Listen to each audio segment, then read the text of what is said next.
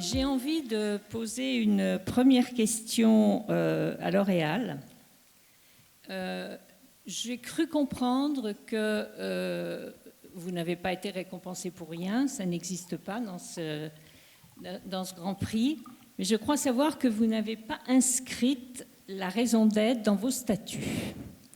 Et je serais très intéressée, et je pense tout le monde autour de la table, à savoir pourquoi donc est-ce que ce n'est pas inscrit dans les statuts. Alors effectivement, nous, on a travaillé donc, la raison d'être et on l'a inscrite, disons, dans notre document de référence dès 2019. On s'est posé la question, mais on s'est dit finalement, ça apporte quoi ? Je crois qu'il y a une notion très importante, c'est la notion de responsabilité. Et d'ailleurs, c'est ce qui est marqué sur cette affiche. Et je crois que ce qui me paraissait important, c'est d'abord de travailler cette raison d'être, de faire en sorte qu'elle soit partagée par l'ensemble de nos équipes. Et s'il y a quelque chose qu'il fallait, en tous les cas, inscrire dans notre action au quotidien, c'est d'abord l'éthique, la responsabilité. Parce qu'on pense que cette raison d'être, elle pourra peut-être évoluer. Et en tous les cas, on s'est autorisé à l'inscrire et en faire en sorte qu'elle soit notre guide, notre compas au quotidien dans notre action, d'où les objectifs très ambitieux que l'on se fixe. Mais on n'a pas cru nécessaire, pour atteindre nos objectifs, de l'inscrire dans nos statuts.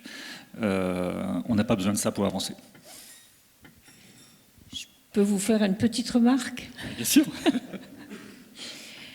Dans ce que disait Yves Perrier tout à l'heure, il mettait beaucoup en évidence la nécessité sur les grands enjeux de mutation et de transformation de l'entreprise. Et si la raison d'être est là, c'est pour indiquer le sens de la transformation, les valeurs, les principes à partir desquels l'entreprise va les gérer. Et surtout, comme il le disait, d'embarquer aussi les actionnaires. Or, mettre la raison d'être dans les statuts, ça embarque les actionnaires. Et au moment des choix d'investissement, de la répartition de la valeur ajoutée dont on parle par ailleurs, est-ce que finalement la question de l'inscription dans les statuts n'est pas quelque chose qu'un jour vous pourriez rediscuter ?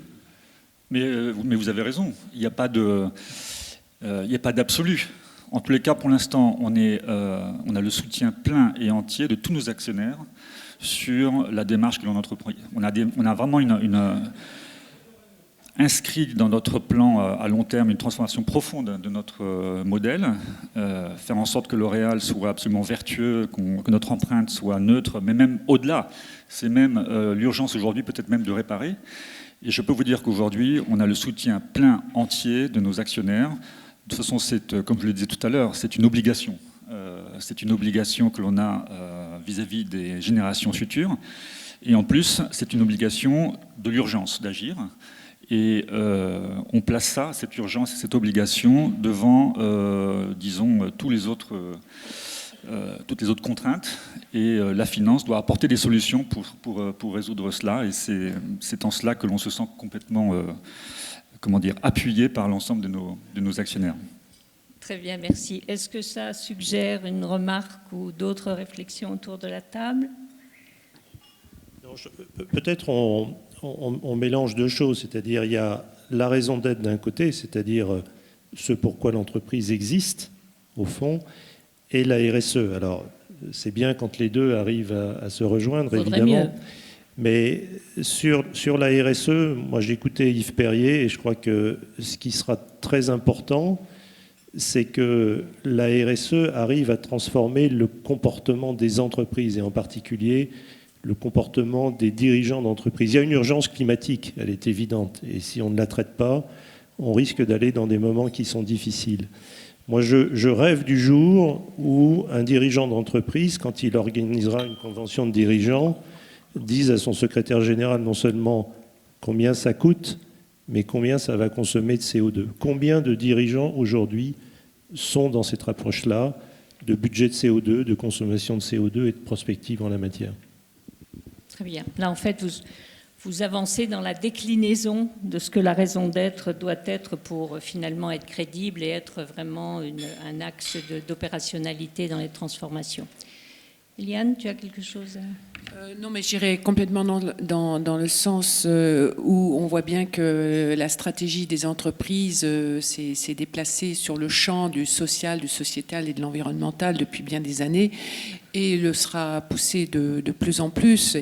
Et effectivement, face à des investisseurs et des actionnaires, il s'agit de les convaincre, de les embarquer dans une stratégie qui intègre toutes ces dimensions-là, qui est valorisée aussi d'un point de vue boursier, et qu'il faudra de plus en plus convaincre lorsqu'il s'agira, comme le rappelait M. Perrier tout à l'heure, d'investir des sommes absolument colossales dans une stratégie climat, mais qui va percuter le social et le sociétal très, très rapidement. Donc on est sur tous ces champs horizontaux.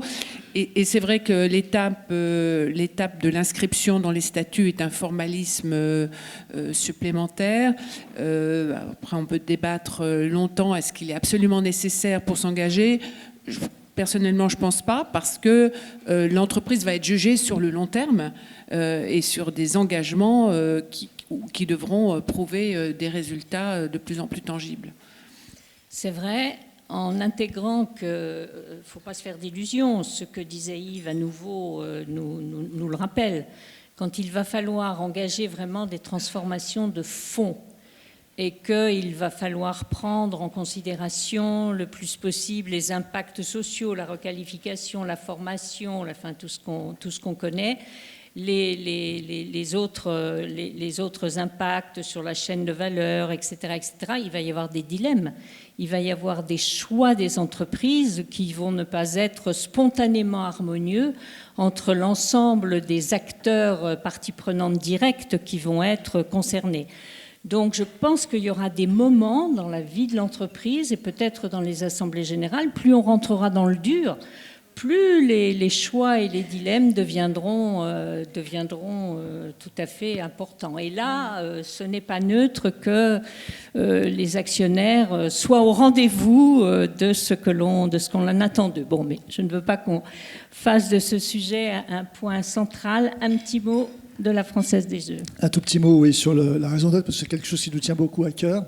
Donc nous, le choix qu'on a fait, mais dans un contexte complètement différent, c'est de faire inscrire la raison d'être dans les statuts de l'entreprise lors de la première assemblée générale qui a suivi la privatisation et surtout l'introduction en bourse de l'entreprise. Donc c'est l'assemblée générale, nous avons été introduits en bourse en fin 2019, novembre 2019. L'assemblée générale a eu lieu en juin 2020. Notre raison d'être a été inscrite dans les statuts par l'assemblée générale lors de à cette date-là. Et l'objectif était, d'une certaine manière, de rappeler, s'il en était besoin, que l'entreprise n'avait pas changé de nature au moment où elle était privatisée et elle entrait en bourse. C'est-à-dire qu'elle avait des engagements, ces engagements, elle les tenait. Donc, pour que ce soit, je dirais, inscrit dans le dur, d'une certaine manière, nous avons proposé à nos actionnaires, nos 400 000 actionnaires, de l'inscrire dans les statuts. Et au-delà de la raison d'être, je crois que c'est important, tout le monde l'a rappelé, ce sont les engagements. Donc les engagements, nous les avons présentés lors de cette assemblée générale. Et dorénavant, nous les faisons vivre à travers des plans d'action que nous soumettons régulièrement à notre comité des parties prenantes que nous avons créé à cette occasion. Merci. Peut-être... on passe un peu à la question du prix sur la mixité, la diversité, la mixité et la diversité. Peut-être une question peut-être un peu provocatrice. Je le redis, vous avez ce prix, donc ce n'est pas pour rien. C'est que des résultats et une stratégie a été véritablement constatée. En même temps, on sait que c'est un sujet qui n'est jamais complètement acquis. Donc si vous deviez identifier encore aujourd'hui, malgré le point où vous en êtes, ce qui peut constituer des freins, ce qui peut constituer, je ne l'espère pas, mais éventuellement des reculs, qu'est-ce que vous nommeriez au vu de votre expérience et de la connaissance que vous avez de l'entreprise ? Je ne sais pas si on peut dire j'identifie des points qu'il faut encore travailler, parce que je pense que cette question, vous l'avez dit, c'est une question qu'on doit travailler de manière très, très large je n'ai pas le terme d'holistique parce qu'on l'emploie à toutes les sauces, mais enfin en tout cas sur plusieurs plans, et ces plans doivent être travaillés en permanence. Vous l'avez rappelé, nous avons choisi d'abord d'avoir des engagements en la matière, c'est-à-dire de se dire comment est-ce qu'on fait vivre cette parité, et le levier que nous avons trouvé, c'est la promotion, enfin c'est de faire en sorte qu'il y ait la même proportion de femmes managers que de femmes dans l'entreprise, de façon à s'assurer de cette réalité, de cette parité. Ça se mesure dans l'entreprise, et nous le mesurons chaque année. Et puis, il faut le mesurer aussi aux différentes strates de l'entreprise, parce qu'il ne suffit pas d'avoir un indicateur global, mais il faut s'assurer que plus on monte dans la hiérarchie, si j'ose dire, plus on continue à respecter cet indicateur. Donc, mesurer en permanence et en permanence se confronter à ces indicateurs, c'est extrêmement important. Et puis se donner des leviers. Alors, les leviers, ils passent par les logiques de promotion. Donc, ça aussi, on mesure les taux de promotion entre les femmes et les hommes. Ils passent au niveau du recrutement, c'est extrêmement important. S'assurer, par exemple, quand on recourt à un chasseur de tête qui nous présente autant de femmes que d'hommes pour le poste que nous recherchons. Et je dirais des vraies candidatures qui ne fassent pas semblant, hein. Ça se verrait tout de suite, mais ce n'est pas le cas. Et puis après, à la fin, mais je dirais que c'est à la fin, la question des rémunérations qui doit être en permanence mesurée de façon à s'assurer qu'on est bien dans une logique qui, à travers cette logique de promotion, mais aussi à travers des logiques de rattrapage, quand il en est besoin, on s'assure de la réduction de l'écart salarial avec un objectif que nous avons qui est d'être à moins de 5% sur le global à horizon 2025. On n'en est pas loin, mais c'est des sujets qui sont extrêmement sensible pour le coup, là, pour reprendre votre question, d'arriver à descendre. Et puis le deuxième grand sujet, je dirais, c'est la culture de l'entreprise.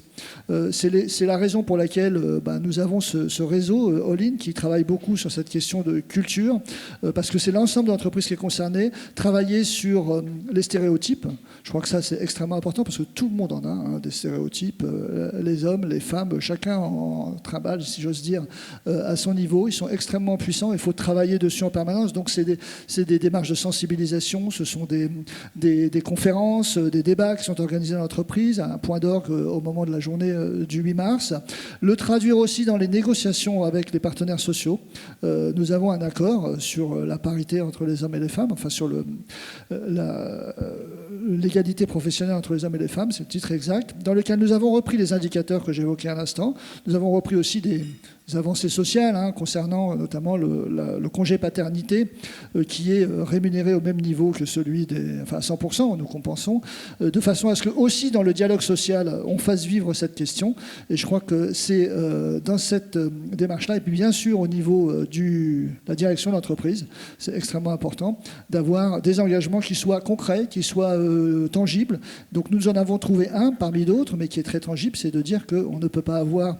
on s'engage sur la charte de jamais sans elle, c'est-à-dire qu'on ne peut pas participer à des tables rondes de ce type-là sans s'assurer que la mixité est bien assurée. Merci beaucoup.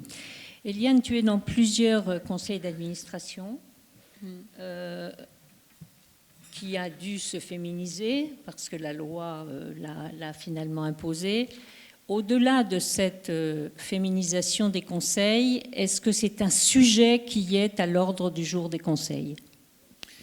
Alors, avant de répondre, Nicole, à ta question, je voudrais mettre l'emphase sur cette question de mixité. À mon avis, ça se prépare bien avant l'entreprise, et je pense que c'est important d'avoir ça en tête, que c'est au travers de l'éducation de nos fils, c'est au travers des universités, des grandes écoles qui préparent des futurs managers qui vont ensuite intégrer l'entreprise, qu'il faut instituer ce réflexe de mixité et de diversité de manière plus large des équipes dans les associations, dans les ONG, etc., de manière à ce que naturellement, quand ces jeunes intègrent l'entreprise, c'est même plus un sujet. Et donc ça se prépare de long terme, et en tant que parents, je pense qu'on a ce devoir-là. Pour en revenir au conseil d'administration, oui, absolument, c'est un sujet qui revient très très régulièrement sur la façon non seulement de fixer des objectifs quantitatifs, ambitieux, volontaristes, de mixité dans les COMEX, dans les comités de direction, à l'intérieur des business units, pour préparer un vivier de femmes qui vont accéder ultérieurement à des responsabilités, leur donner, si besoin était, la formation, l'accompagnement, la mise en confiance d'elles-mêmes pour qu'elles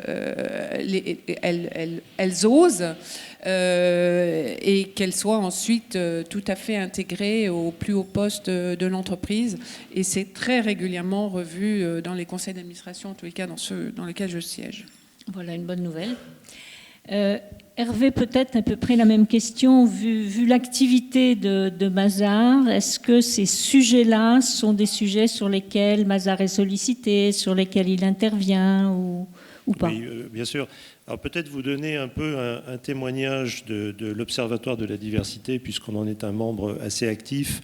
Au fond, il y a trois grands chantiers qui ont été identifiés. Le premier, je rejoins Eliane, c'est celui de l'éducation, puisque si en moyenne on dit qu'il y a 55% des diplômés d'enseignement supérieur qui sont des femmes, cette proportion est très variable selon les filières.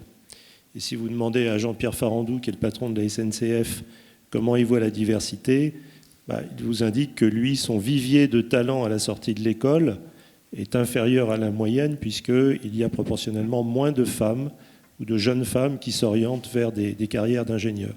Et donc, ce sont des biais culturels très tôt dans l'orientation des enfants dans leurs études. Le deuxième grand chantier, c'est celui de l'organisation du travail. Et de ce point de vue-là, je pense que les changements qui sont introduits par le Covid ont été d'une aide absolument considérable et permettent beaucoup plus de flexibilité, ce qui, au fond, était un besoin exprimé par beaucoup de femmes. Et puis, le troisième, c'est l'accès à des postes de leadership. Et là, ça suppose de travailler sur un certain nombre de biais qui sont liés au fait que les postes de direction sont majoritairement aujourd'hui occupés par des hommes. Et ça suppose de travailler sur ces comportements et sur ces biais. Donc, c'est les trois grands axes de travail qu'on essaye de mettre en œuvre aussi chez Mazars. Merci. Christophe, un petit mot sur ce sujet? Oui, je pense que vous avez raison de mentionner l'éducation. Alors, il se trouve que chez L'Oréal, le sujet de la mixité, ce n'est plus un débat. Nous, on est surtout déjà en train d'agir sur les thèmes de la diversité et de l'inclusion. Mais ce qui est très important, c'est d'agir même en dehors de la société. À travers la Fondation L'Oréal, on a un programme très important tourné vers la cause des femmes, justement, dans les sciences. Un programme qui s'appelle For Women in Science. Parce que, effectivement, comme le disait Elias, il y a dans certaines catégories, dans certains métiers, aujourd'hui, des biais qui font que les femmes ont plus de difficultés d'accéder à certaines fonctions. Et donc, on est très engagé sur ces sujets-là, à travers ce programme-là, mais aussi en matière d'éducation, pour nous assurer que dès le plus jeune âge, dès le début, ces biais-là soient corrigés et donner la chance, bien sûr, à toutes les femmes, où qu'elles soient, de pouvoir accéder à des postes de responsabilité. Merci.